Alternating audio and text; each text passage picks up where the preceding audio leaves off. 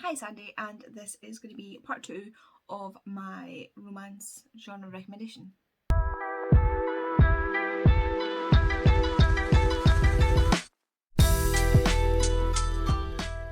So we got through quite a few in the first half. I don't know how many because I've been putting them back as I go, and I've just pulled out the last of them and I've got like 15ish books here. So I split this into 2 videos and it was just going to be the best for all of us. Let me get just straight back into these recommendations.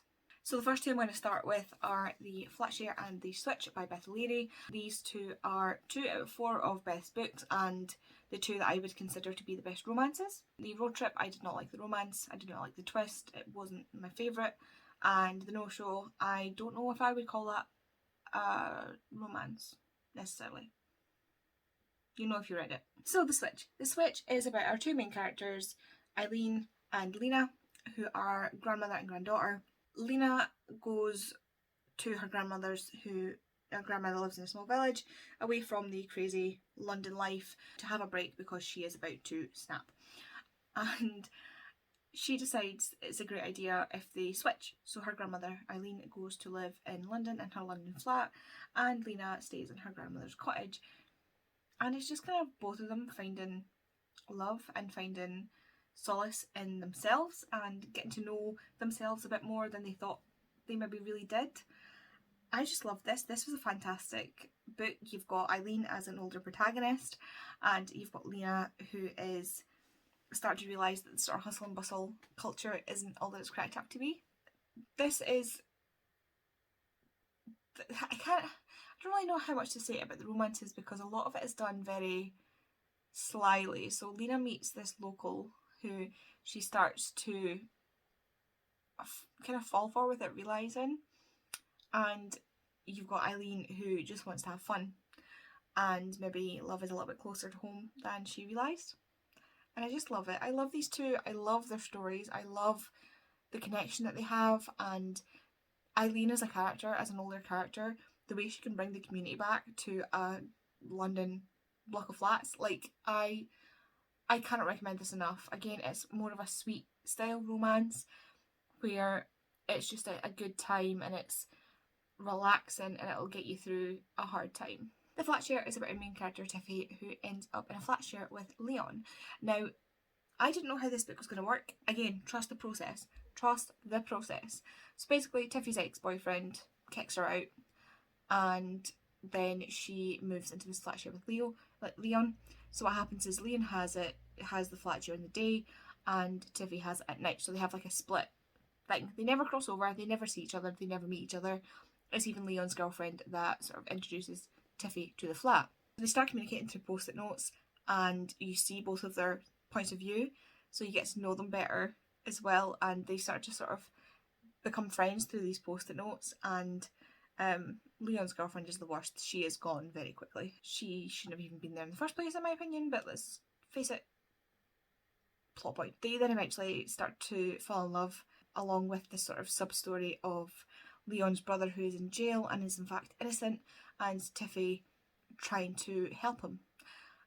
And nobody has cared about Leon's brother before until Tiffy, not even his girlfriend, who thinks that he's guilty and that he should be in prison, even though he's innocent and should not be in prison. And yeah, they sort of bond over that, and Leon needs to learn to sort of give her a chance, as it were, because Tiffy is just absolutely chaotic. She's like a bomb on Leon's life, and I absolutely love these 2 together. Trope-wise for these, you've definitely got a grumpy sunshine in this, just not in the way you think it's going to be a grumpy sunshine. You've got friends to lovers, you've got enemies to lovers, you've got some second chance romance almost. It's just, again, it's just a sweet, sweet story. The Flatshare, it's kind of like there is only one bed, but they're not in it together, but there's still that connection. There is a forced proximity, kind of, even though they're not together. There's a little bit of grumpy sunshine, I would say, in this. It turns the tropes on its head, and I love it. Next up, we are going to do some Emily Henry. So I've got The Unhoneymooners, The Soulmate Equation, and Josh and Hazel's Guide to Not Dating. I cannot say this one. So I'm going to start with The Honeymooners because that's the first one I read. I love this. This sort of woke me up a lot to the kind of romance, the adult romance that I like. This is about two characters who are Olive and Ethan. Olive's sister is getting married to Ethan's brother, and Olive is a twin, an identical twin. Now, for reasons, she doesn't eat shellfish because she's allergic, and Ethan doesn't eat from buffets. They are the only ones that don't get hit with the motherload of all food poisoning at the wedding. So to not waste this honeymoon, her sister asked them to go on this honeymoon together and pretend to be the bride and groom. So these two hate each other. That's the only thing. Like, when they first met, Ethan was so rude to her and so mean to her and said some fairly triggering things to her, to the point where she's like, this guy is not worth the breath. Like, he's just not. And because she's always been so nasty to him, he's just like, F you. So they don't like each other. And now suddenly they're stuck together in this hotel room. And it is fantastic. The tension, the kind of more smutty, spicy scenes, the miscommunication and misunderstandings that happen in this book, I just love it. It's not everybody's favourite, but it is absolutely mine. This is probably my favourite Christina Lauren, I'm not going to lie. Tropes wise, you've got Grumpy Sunshine, you've got Enemies to Lovers, you've got not necessarily brother's best friend, but like the, obviously like there's the family element in there as well. You've got some fake dating, like fake marriage, you've got forced proximity, only one bed, and a bit of a forbidden romance in there as well. But this, oh my god, is one of my favourites. So in the soulmate equation, you have Jess and River. Jess is a single mum and she is not looking for love, and River is the CEO of this company that says they have found a way to genetically match people. Now, she enters this as a joke and gets paired with River. River is not a nice person. River is grumpy. River is just not the kind of person you want to spend time with. But to see if this algorithm actually works, they decide to date each other. The company works it out with her so that she dates him, gets to know him, to see if they actually are as compatible as the science says. There are so many twists and turns in this, and I absolutely love it. Like, the genetic discussion in this is just top tier for me. As someone who specialised in genetics at university, I absolutely love this. The little hints and bits about it, and it's not real science, it's not, but the discussion around it is really, really good. I love it. I absolutely love it. These two just are one of those ones where it's like, even they're surprised at how well they get on. I love it. Trope wise, you've got Grumpy Sunshine, you have miscommunication, but again, not in, like, I don't think it's in a bad way. You've got some fake dating-ish and some forced proximity because they're like, they need to be together a lot. And as well, like, the way River is with her daughter is just unbelievably cute. I love them together. I absolutely love this. Again, the more spicy side of it is also written quite well. And lastly, on the Christina Lauren, we've got Josh and Hazel's Guide to Not Dating. I didn't understand what this was the first time I read it because I got it mixed up with Nick and Nora's Infinite Playlist, so I was very confused. But this is about Josh and Hazel. Hazel has just moved to working in this new school as a teacher, and one of her friends is Josh's sister. She gets invited to this barbecue where she meets Josh, and she pinpoints him and she goes, "You are now my best friend and you don't have a choice about it." And Josh is like, "What?" And she's like, "Come on, let's be friends." So she kind of forces a relationship, almost like a friendship relationship on him. And he just sort of like shrugs and goes along for the ride. I love these two together, they're so cute together. Again, the spicy scenes in this, very, very good.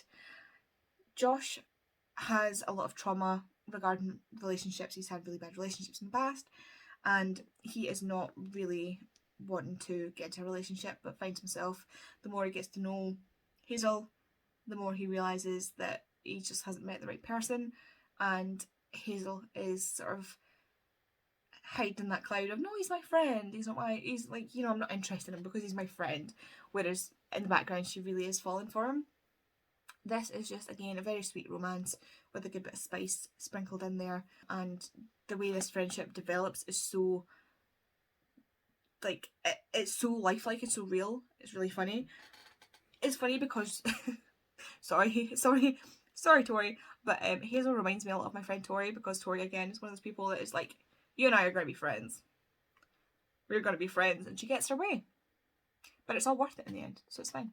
Trope-wise, you've got some friends to lovers, you've got your, again, it's like the best friend's brother, you've got, not necessarily fake dating, but like, she's like, we'll do things together as friends, and it'll make our friendship develop, sort of thing.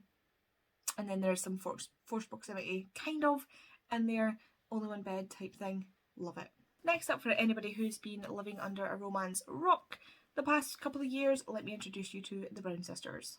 So the Brown Sister trilogy by Talia Hibbert starts off with Get a Life, Chloe Brown. So Chloe Brown is from a fairly wealthy family, and she has been coddled by this family because she is disabled. She has fibromyalgia, and it limits her in what she can do, and she also limits herself because she doesn't want to get hurt physically, mentally, emotionally, you know, all that sort of jazz. And she has a sort of near-death experience and decides that she needs to get a life. So she has this bucket list, basically, or get a life list, as she calls it. And one of the things she wants to do is move out. And when she moves out to this flat, the sort of superintendent of the flat is Red, and they do not like each other. They rub each other up the wrong way. He does not like how posh she is. She does not like how common he is, or at least that's what he thinks. And they just rub each other up the wrong way. Where realistically it's that sort of like sexual tension because they're both attracted to each other and keep trying to deny it. And Red decides at one point that he's going to help Chloe with her Get a Life list. And from there, it's just, I love this one. This is the first book where I saw a disabled character written so well, because Talia Hibbert also has fibromyalgia. As someone who suffers with chronic pain and disability and mobility issues, this made me cry. How well Chloe was written, and how well the discussion was on how she wanted to be treated by Red, by her family. You know, that discussion of not wanting to ask for help, but also learning to accept help when it's offered. Like, Red doesn't want to mollycoddle her, but she also needs to understand that she doesn't need to do everything. And like, I appreciate that so much in this book. Like, Talia Hibbert knows how to write a disabled character, and this just, oh, it's not everybody's favourite. Usually Eve is the favourite, but for me, because of the disability rep, Chloe will always be my favourite. The spice in this, I really, really liked. The things that they do, I really, really liked. And it's just one of my favourites of all time. Trope-wise, you've got your Grumpy Sunshine, and here you've got sort of enemies to lovers. You've got some forced proximity in there as well, and it's just beautiful. Next up is Take a Hint, Dani Brown. This is about Dani, who is the middle sister. So Chloe is the eldest sister and Dani is the middle sister, and she has her life together. She knows what she wants and she goes after it, and she has no regrets on how she behaves. And she meets Zafir, who is a security guard at the university that she works in, and they sort of become friends, and they have lunch together, they have coffee together, like at his desk while he's working and while she's working, and has breaks. They get to know each other, and Zafir has fallen for Dani, but Dani is oblivious to this until one day there is a fire alarm and she gets stuck in the elevator, and he ends up carrying her out like this to applause from everybody. It was a fire drill, it's fine, there was no actual fire. But that goes all over the news, and because Zafir used to be a rugby player, and a fairly well known one, and runs his own charity for mental health in sports, he asks Dani if they can fake date because this picture of them has gone viral and has put a lot of attention on his charity. So Dani agrees because she is a good person and is like, what the hell, you know, it's not like I'm going to fall from. Famous last words. So yeah, they spend a lot of time together, getting to know each other. Dani kind of keeping him at arm's length while Zafir is trying to sort of let her see the kind of person that he is, also while struggling a lot with his mental health and with anxiety, which I love the anxiety rep in this. Zafir as a man, and a manly man, like he is an ex-rugby player, he is a brown man, like he is a man who in this day and age these are the kind of men that don't speak out about anxiety and depression and mental health issues, and they really, really should, because they deserve to be seen, they deserve to be heard, they deserve to get the treatment that they need. And I love that representation again in there. Danny is bisexual, and Danny is quite hypersexual in this, I would say, and it's just the way they sort of learn to be together and learn more about themselves again is just gorgeous. Trope-wise, you've kind of got a friends to lovers situation going on, you've got some fake dating, forced proximity, love it. And the favourite of all favourites for most people who read this trilogy is Act Your Age, Eve Brown. Now, Eve is the baby of the family, and she is treated as such. She is mollycoddled. She has everything paid for her. She is the British version of Piper from It Happened One Summer. Nobody in her family understands her. She is spoiled, and her family decide that she needs to start acting her age and be a grown-up. So she storms out in a very childish manner, because she's the kind of person that picks things up and drops them when they get boring, that sort of thing. Storms off when she's told that she needs to grow up, and finds this B&B who are looking for a chef, and she's like, I could do that. So she goes in and applies for the job, and the owner is like, absolutely not. Jacob is the owner of this B&B, and he is very much, I wasn't say openly autistic, but that's not what I mean. Like, he is autistic, he knows it, he knows about his behaviours, he's very well educated on it. That's what I mean. He's very well educated on himself. It doesn't necessarily mean he knows himself very well, and it doesn't necessarily mean he knows how to handle things. He just thinks he does. So of course in comes Hurricane Eve, and as she is leaving after having this face off with him, she hits him with her car, because of course she does, because she wasn't paying attention, and he ends up breaking something, leg, arm, both, I'm not sure, and she decides she's going to help him until he's back on his feet. She ends up helping him in this B&B, and he hates having her there. She is, like I say, like, he's a very organised person. He is like on it. He is somebody who has his day planned out to a T, and nothing disrupts that, and then obviously it does, and he's struggling to come to terms with needing this help, and especially from Eve, who he despises at the moment. And again, these two kind of get to know each other, but in a very stunted way. Like, there's like leaps and peaks and troughs with these two getting to know each other, and discussion around autism is very much prevalent in this book, and I think it's handled very well. You'd need to look at Own Voices reviews, but from everybody I know that has read this that is autistic, they do feel like it's been done very, very well, and given how well she did the representation for anxiety and for disability in Danny and Chloe respectively, I'm not surprised that she did a fantastic job with this either. The spicy scenes in this are a lot more spicy. I'm just saying, when you get to know who Mbaka is, Becca, you're with me. You know what I'm talking about. The spicy scenes in this are like, I don't even have anything else to say. This and Eve learning not even just to grow up in the sense that everybody else wants her to grow up, but learning to take responsibility for herself, responsibility for her actions, and to then be able to stand up for herself is such a massive thing in this book, and I absolutely adore it. I implore you to read this trilogy. Trope-wise, you've got again Grumpy Sunshine, a little bit of enemies to lovers because Jacob really doesn't like Eve. You've got the misunderstanding, kind of. There's a lot of misunderstanding with Jacob because of his autism, and Eve as well because of certain things.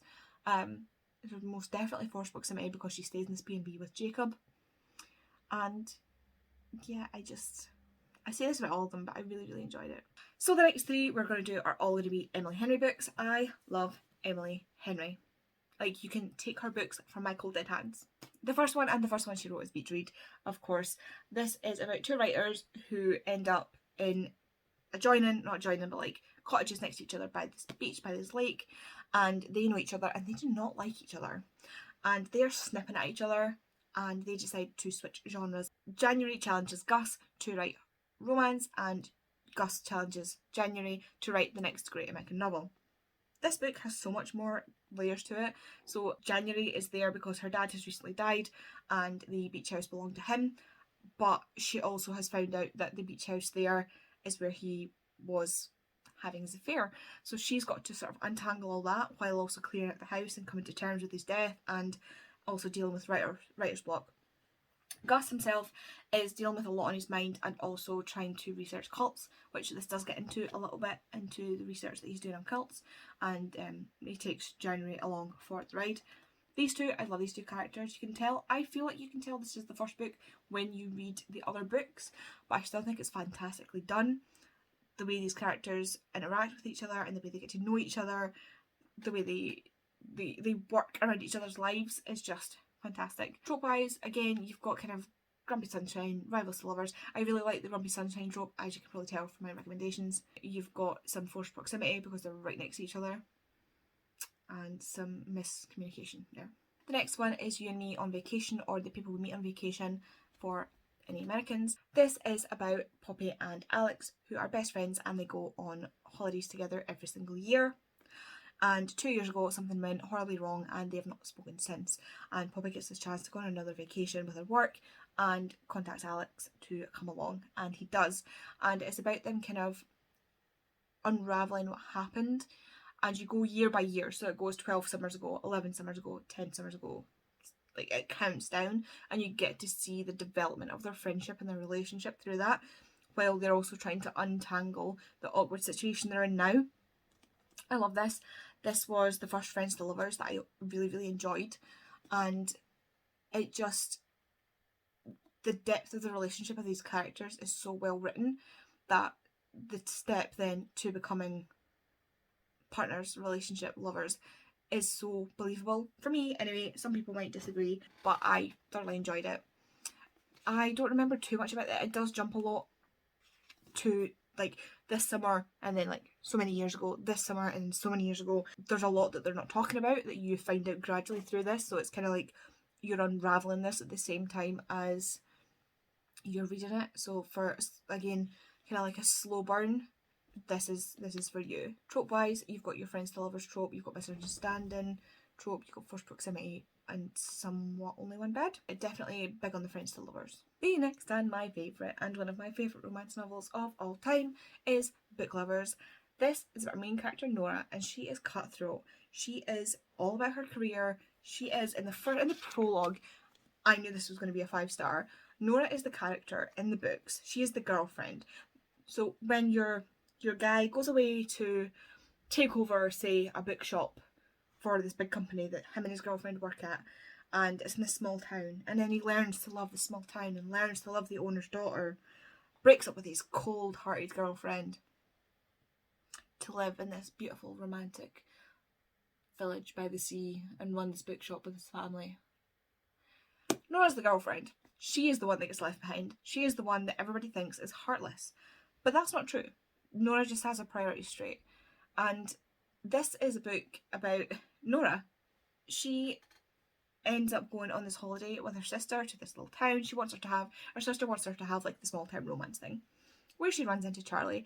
Charlie is an editor, and he basically, the first time they met, he said one of Nora's books, like one of her, because she's an agent, like a literary agent, one of her books wasn't good enough to be edited by him. Ever since, they've kind of hated each other, and turns out his family live in this little village that they go to, and he's there, and they end up meeting so many times in this, and they have to learn to sort of they kind of get to know each other, again, which is, you know, what this is all about. But there's also something going on with Nora's sister that she's trying to figure out, and she has absolutely no idea that what her sister wants for her does not match up at all with what she wants for herself, because she wants to go back to, I think it's New York, and go back to her job. She's happy, like she's content in her life, but everybody around her doesn't seem to think so, because of the fact that she's not living what they deem as her ideal life, and Nora's not for that. I love these two. They learn to respect each other so well. They have discussions that I wish so many other couples would have. There's no miscommunication here, other than the fact that, like, when they butt heads, they kind of don't listen to each other very much, but they learn a level of respect and communication that I wish a lot of romance authors would use. So I could not fault this book. This is my favourite. Trope-wise, you've got a sort of enemies to lovers. You've got some, like I say, some miscommunication. but only because that's how they are. Like, it's done in such a different way. I think you get forced proximity because they're in the same tiny little village and they keep running into each other, and I just absolutely love this, and the ending was just fantastic. So yeah, I'm so excited for her next book to come out, Happy Places, because if she just keeps getting better, like every book she writes is better. So Happy Places, if this blew my head off, I don't know what Happy Places is going to do. So next we're taking a little bit of a twist off of the sort of contemporary romance, and these are more of my sort of paranormal romances that I feel the romance is quite heavy and are prominent enough that for me the romance is very important. So the first is Vampire Academy by Rochelle Mead. As you can see, I've got the rest of the series behind me. For me, this is like a YA new adult paranormal vampire based story, but for me the romance between Dimitri and Rose is just like the angst, the will they won't they, the forbidden romance. I love it all. I know it's not everybody's favourite, and it's very much if I hadn't read it when I did, I probably wouldn't like it now, because it's not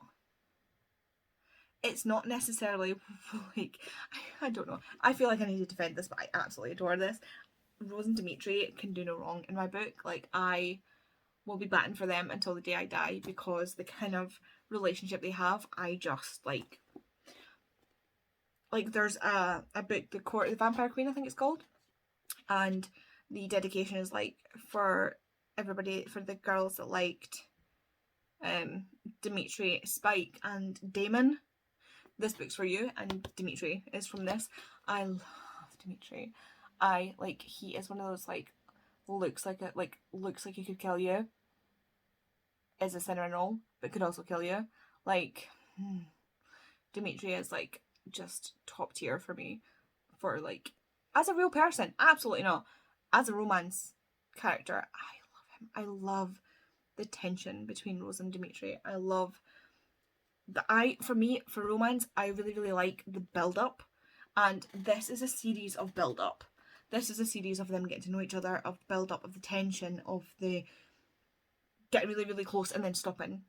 This is that kind of book and that kind of series, and I love it. Definitely some things that some people like Becca really don't like in this series, and I understand, but by this point I'm so invested I just can't not.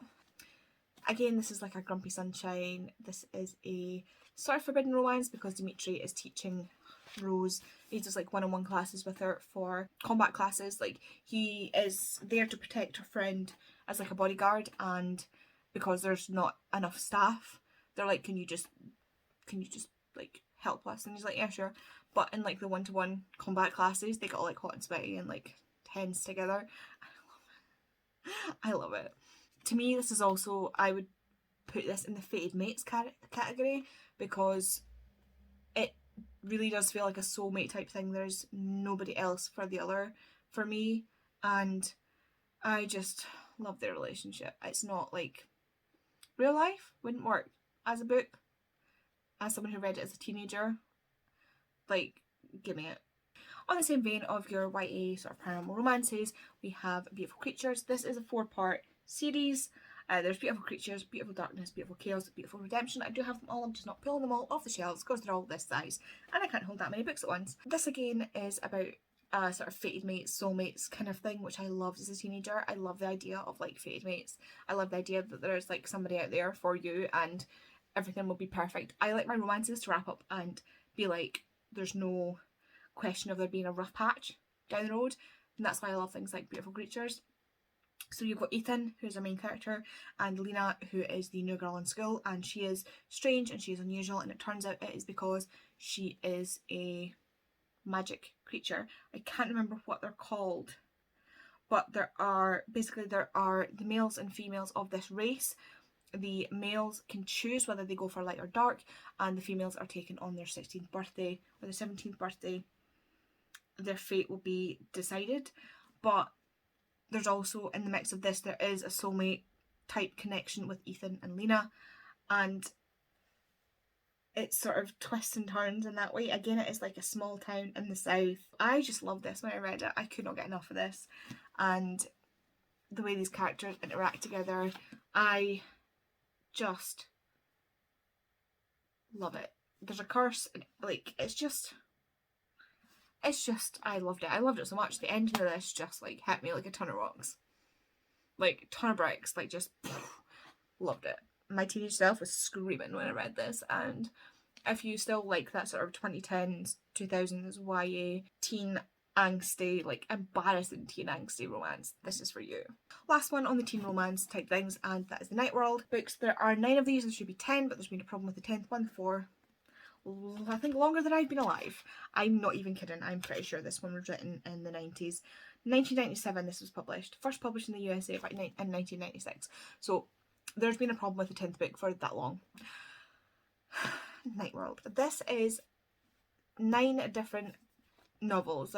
There's 3 volumes where they're all put together, and there is a prophecy about the end of the world and the people that are going to save the world, basically, in the end. And this tells, each of these stories is about the people coming together, all these different races coming together. You've got witches, you've got vampires, you've got werewolves, you've got witches, you've got all these different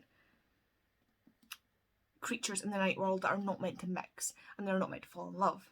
And of course, this is a story about these people falling in love and realising that to keep them all separate is a bad idea, because they need to work together. Like, when they're divided, they are missing out on so much collaborative effort that they could be putting towards saving their own, like, world. And I absolutely loved it. There's so many tropes in this. Again, the fated mate trope is in this a lot. Like I say, I love a fated mate trope. Like, give me 2 people that you guarantee will end up together and things will always be perfect. I'm sold. I just need that nice, satisfying, happy ending. It's not for everybody, but I love it, as you will see in quite a few of these books. Specifically per thing, I don't really know which tropes. I would look them up. It's been years since I've read this, but I still to this day love these books and really need to reread them. So moving on to a kind of adult version, I suppose, of Night World. I don't know, Tori, you've read them. If you agree with me, please let me know. But I would say this is kind of like an adult version of Night World, and that is A Discovery of Witches. You can see the other 2 there. That is Shadow of Night and the Book of Life. This follows our main character, Diana, who is a witch, but she does not like to use her powers, and so they have become sort of suppressed inside of her, which is not a good thing. Diana is also a historian, and she's looking at historical manuscripts when she pulls a manuscript from the library, and suddenly there are creatures after her. So in this world there are witches, vampires and demons, and they are separated by race like they are in Night World, to their detriment, as you find out. And Matthew, who is also a researcher at this university, comes across Diana and decides to try and protect her. Again, there's a fated mates trope in there. With those 2, they are destined to be together, despite the fact that they are not supposed to be each other, you know, decided by the council, because he is a vampire, she is a witch, and they're not meant to mix. And I love the romance between these 2. This is the slowest of slow burns, I swear. Like, this is, as I've discovered, not for everybody, but it absolutely blew my socks off. The slow, angsty romance is just amazing for me, and the payoff I think is worth it, but you might not. There's a lot of history and genetics, a lot, especially history in this, because Deborah Harkness is herself a historian, and it really comes through. The second book, they actually go back in time, and there is a lot of discussion about the nature of vampires and in this world, and how, you know, Matthew has lived for so long that who he is in the past versus who he is now are 2 very different people who don't necessarily coalesce very well. And the attitudes that he had when he was younger, where he thought that the vampires were sort of on top and everybody else was under him, to where he is now, where he still somewhat holds those beliefs but also doesn't. And then he learns to let go of those beliefs thanks to Diana and her aunts. And oh, I just love all the characters in this. I love the way it's done. It breaks my heart so many times, and Diana and Matthew always find each other and will always be there for each other, and I absolutely love that. Trope wise, definitely Grumpy Sunshine. My god, Matthew is grumpy. Diana's not necessarily the sunshine, but he's definitely grumpy. This is a little bit, I suppose you could call it enemies to lovers, but they don't have any animosity towards each other. It's just the races have animosity towards each other. There's some miscommunication in this. mostly on Matthew's part because he is holding a lot close to his chest and doesn't want to let Diana in. And Diana is just like, if you want me to help you with this, you're going to have to tell me. And I love the fact that she does have enough sort of balls to stand up for herself against Matthew, because he could literally kill her in an instant. And she's just like, yeah, try me. There is some forced proximity because he decides that he is going to protect her, so he has to be around her. And at the same time, vampires in this world are the kind of vampires that mate for life. So when he starts to fall for Diana, he knows that this could be it. And kind of, again, holds Diana in our arm's length because she doesn't know this and doesn't understand this, but at the same time, he also wants to give her the choice, despite the fact that it's pretty much sealed for him. And I love, like I say, I love a fated mate trope. Absolutely love it, because it's just a sure thing. And the last book, or really it's a series that I'm going to recommend, is the Lindsay Sands Arjuna books. I have been reading these books for God knows how long, probably before I should have been reading these books. These are the first smutty books that I read before realising what smut was, and this is a massive, like, it takes up one whole shelf, and then these are the new covers on the bottom shelves because they changed the covers partway through, but I haven't released these and the new covers, and it's a lot of money to spend. But this is like, I think there's like 20 odd, 30 odd books of this series, and to me these are my ultimate comfort read romances. These are paranormal romances about vampires who are scientific vampires. So I'll just quickly give you the vampire spiel. So Atlantis is real, and in Atlantis they were technologically advanced, and they discovered the ability to make these nanos which kept their host at peak health, and they were meant to deactivate once the sort of, say, cancer was gone or whatever other illness was gone out of the body, and they should deactivate. However, they didn't take into account the fact that the human body is always under attack, whether it be from air pollution, whether it be from the sun's UV rays, whether it just be from aging, from the food we eat.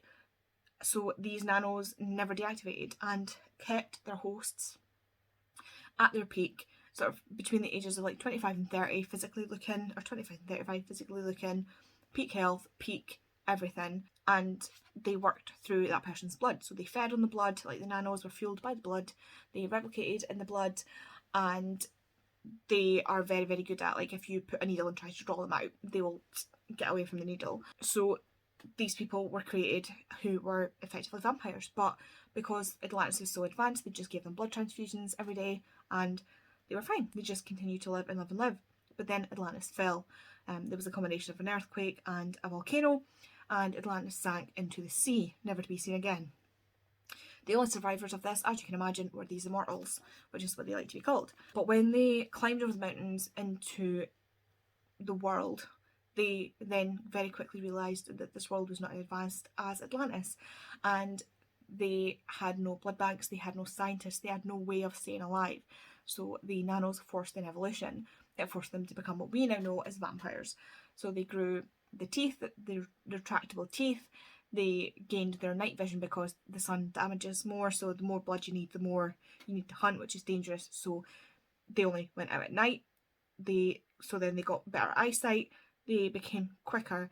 They are able, and this is a big point, to read and control the minds of others around them, so that their prey would be easy to catch and wouldn't be harmed in the process of this. Now there's a little bit more to it than that, because there are the no-fangers and the andante, which I'm pretty sure I'm pronouncing wrong, who come from the first batch of nanos, and the immortals come from the second batch of nanos. So the no-fangers and the andantes are people who did not develop fangs. They did not evolve fangs through this evolution, and that meant that, so generally with that dose, a third went mad, a third died, and a third were fine, but they just had no teeth. But they didn't know at that point because the teeth hadn't developed. So these people had to actually effectively cut open people to feed on them. Very, very bad. And some of them like that. The no-fangers like that, and they became sort of like crazy serial killer type people. So yeah, that's the sort of basis of these vampires. And I love that the science in this is very, very well done, because we're looking at nanotech nowadays, and this was written again like years ago. This is well ahead of its time. This was 2005, and she's talking about nanotech that we are developing today.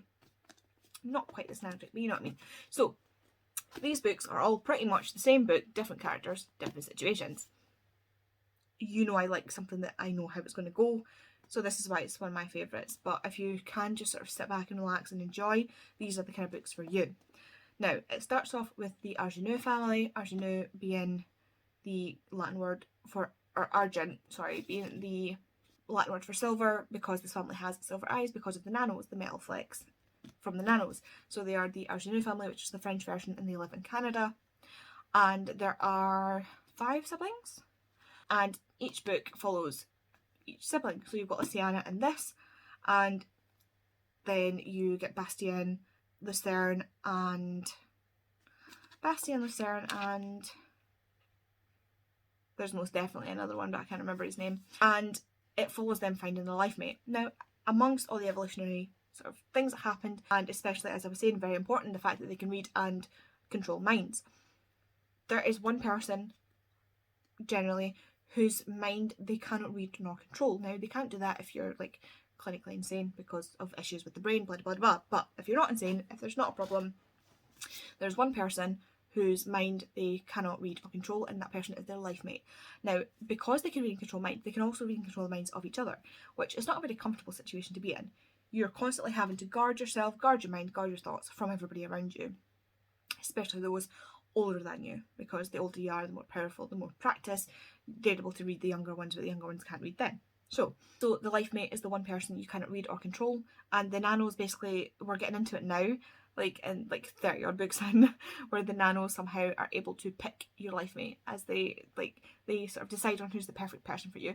And life mates are always a perfect match. They argue, but there are life mates who have been together for millennia, and the love never goes away, the feelings never go away. These people, because they live so long, after 100, 200 years, they stop enjoying food, sex, the little pleasures in life, and the life mates bring that back to them. And it's always a perfect pairing every single time, without fail. There's never been a pair of life mates that have ever not been completely perfect for each other. And this book, or this series, follows each of these family members as they find their life mates. Now, it does expand, so it goes the family first, and then so it does the siblings, and then a cousin, and then their mum, because their dad's dead, and then more cousins, and then friends of the family, and it just grows and grows and grows. Each character that you learn to love through each of the books gets their own book eventually, and it's just, I love it. It all goes through the same sort of thing. They meet their life mate, they realise that they can't tell this human what a life mate is, they try and woo them, they eventually tell them that they're a vampire, the human freaks out and leaves, something happens where they end up in a situation that's dangerous, be it the human or the vampire or both. They're rescued in some way, either the human or the vampire or both are rescued. They realise that they don't want to be without each other, happily ever after, with some steamy scenes interspersed into this. That's how every single book goes. It's predictable, it's safe, and I love it. This is one of my favourite series of all time. She releases, normally it's one every 6 months, and currently there are a couple of, like, right now they're re-releasing these in the new covers, so I'm only getting one this year instead of 2, but I just cannot sing the praises of this set enough. I love these characters, I love the storytelling, and I love everything about it. It's definitely not like, it's not going to win like awards or anything like that. It's not like the next great novel, but these are just my favourite paranormal romances of all time, and you will have to, like, I'm never going to stop reading these. I'm invested. I've got 30 odd books. I am deep in there, and if you want to start, yes, it is an investment, but there are full stories. So, like, this is how Luciana and Greg get together, so you can read this, put it down, never read the rest of them. If you want, you can continue on. I think it was only after the 5th or 6th book that she realised it was going to be such a big series, so you can get away with reading like a little bit of it and not feeling the need to continue on, which I think is great, because you get big long fantasy series and you think, I cannot get into this, it's a huge investment. These ones, they're nice simple romances, so I would say read them in order read them in order of the release date, because there is a little mix up for reading order, I believe, with some of the anthologies, but that's by the by. So yeah, I could talk about these for hours, and it's like, I could talk about these for hours. So that is the second part of my romance recommendations. I am now really pumped to read some of these books again, especially the paranormal romances that I've not read in ages, because me getting into contemporary romance is a fairly new thing over the last couple of years. I blame Becca Fowle and Roe for the fact that I'm getting into romance, because they are the two that, one, started recommending them to me, and two, gave me the permission to read things that weren't serious, if you know what I mean, and that there's nothing shameful about reading smut. You read what makes you happy. That's all that matters. So thank you to Becca and Ro, and thank you to all my friends who continue to fill my bookshelves with romance. But yeah, I really now want to go back and read all the paranormal romances because they are my favourites. But yeah, thank you so much for watching this. Again, this is the second part of it. If you want to see another genre recommendation video, I have some on my channel going through different genres that I really, really love. And I don't know what I'm going to be doing next. If you have a genre that you haven't seen from me that you'd like to see, please pop it down below. Bear in mind, fantasy, sci-fi, that sort of thing is not my strong suit, so probably stay away from them. Thank you very, very much for putting up with me and what has got to be the last 15 minutes of rambling just over the one book, but that's fine. We're all friends here, it's fine. I'm going to go before I ramble again, and I'll see you in the next video. Bye.